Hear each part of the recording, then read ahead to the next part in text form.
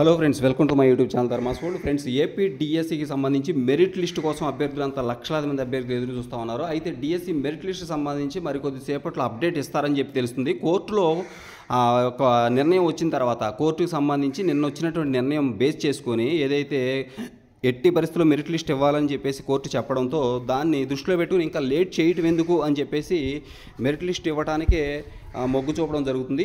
అది 30 అంటే సెప్టెంబర్ 1 నాటికి ఇవ్వాలని చెప్పేసి చెప్పడం జరిగింది. కానీ కోర్టు తప్పనిసరిగా దానికంటే ముందే ఇచ్చే ఛాన్సెస్ ఉన్నాయి. దానికి ఇచ్చిన తర్వాత కొంత సమయం అయితే ఇవ్వడం జరుగుద్ది. దానికి సంబంధించి అప్డేట్ ఉంది. ఈరోజే ఈ యొక్క మెరిట్ లిస్టుకి సంబంధించి పూర్తి వివరాలతో కమిషనర్ వారు మనకి న్యూస్ ఇచ్చే అవకాశం అయితే ఉంది. ఇక్కడ మీరు గమనించవచ్చు. దాన్ని పారదర్శకతకు విద్యాశాఖ పెద్దపీట వేయబోతుందని చెప్పేసి చెప్తున్నారు. జాబితాల విడుదలపై నేడే ప్రకటన చేస్తామని చెప్పేసి కూడా తెలుస్తూ ఉంది. ఇక్కడ గమనించినట్లయితే మెగా డిఎస్సి 2025పై పాఠశాల విద్యాశాఖ మరో కీలక నిర్ణయం తీసుకుంది. ఫలితాల విడుదల విషయంలోనూ పారదర్శకతకు పెద్ద పీట వేయాలని చెప్పేసి నిర్ణయించింది. ఈ క్రమంలో పరీక్షలు రాసిన అభ్యర్థుల మెరిట్ లిస్టులు విడుదల చేయనుంది. తొలుత ఈ జాబితాలు వెల్లడించకుండా నేరుగా ఎంపిక జాబితా ఇవ్వాలని నిర్ణయించింది. దీనిపై అభ్యర్థుల్లో వ్యతిరేకత వ్యక్తమైంది.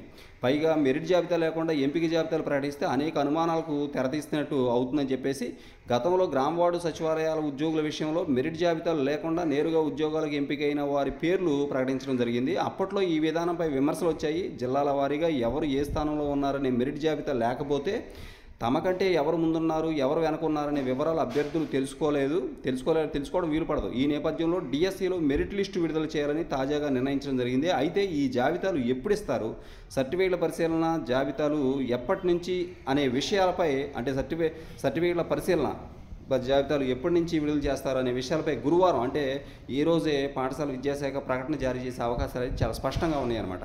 కాబట్టి ఫ్రెండ్స్, మనం గతంలో మొన్న మనం చెప్పుకున్నాం ఏమని, మెరిట్ లిస్టు ఇవ్వకుండా ఇలా వెరిఫికేషన్ లిస్ట్ ఇవ్వటం వలన ఏమాత్రం కూడా అభ్యర్థులకి నమ్మకం ఉండదు, అపనమ్మకం కలుగుతూ ఉంటుంది, వాళ్ళలో అనేక సందేహాలు వస్తాయి అని చెప్పేసి మనం లాస్ట్ వీడియోలో చెప్పడం జరిగింది. అదే విషయాన్ని ఇక్కడ మెన్షన్ చేస్తున్నారు. ఇక్కడ చెప్తున్న విషయం ఏంటంటే, మెరిట్ జాబితాలు లేకుండా నేరుగా ఉద్యోగాలకు ఎంపికైన వారి పేర్లు ప్రకటించినట్లయితే మరి తమకంటే ముందు ఎవరున్నారు, తమ తర్వాత ఎవరున్నారు అనే విషయాన్ని మరి అభ్యర్థులు తెలుసుకోవడం సాధ్యపడదు. కాబట్టి దీని మీద అనేక సందేహాలు రావడం జరుగుద్ది. అయితే ఈరోజే ఈ మెరిట్ జాబితాలకు సంబంధించిన అప్డేట్స్ అయితే ప్రభుత్వం ఇవ్వబోతా ఉంది అని చెప్పేసి మనకి ఈ న్యూస్ అయితే ఇక్కడ ఇవ్వడం జరుగుతుంది.